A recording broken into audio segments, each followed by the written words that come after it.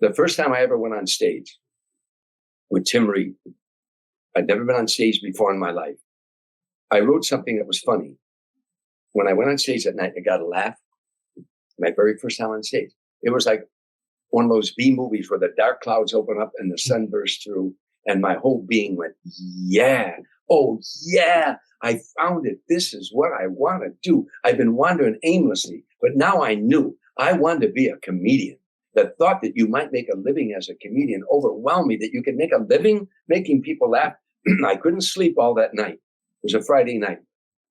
I got up the next morning, a Saturday morning, and I went to the church that I had been an altar boy in. And I sang in a choir when I was a little boy, when my mom sang in a choir when she was a little girl. But it was a Saturday. There was no service there.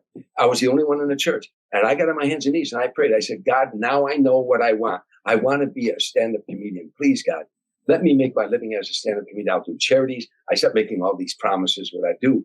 But I knew from that moment I wanted to be a stand-up comedian. That was 50 years ago in September 1969. In September 2019, 50 years later, I went back to that church, and on a Sunday, I gave a sermon on the power of prayer. Wow. And I talked on the power of prayer, and I told that congregation, I knelt right there. That's where I knelt. I said, how many of you out there ever said you're thinking of somebody and you hadn't seen them in a long time, and the phone rings and it's that person? And you said, I was just thinking about you. And they said, I was thinking about you too. Or you're walking down the street and you said, I can't believe it. I'm just talking about you. And I said, how many does that happen? They all raised their hands. I said, if human beings can transfer thought, and obviously we can, then how much can a supreme being transfer thought?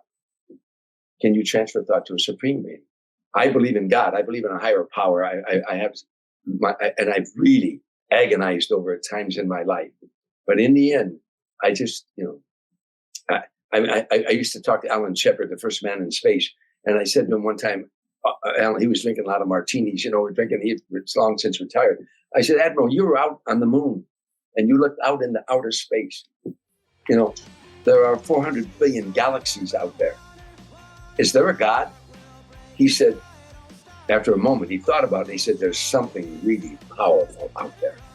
And that's what I think. So I say the supreme being.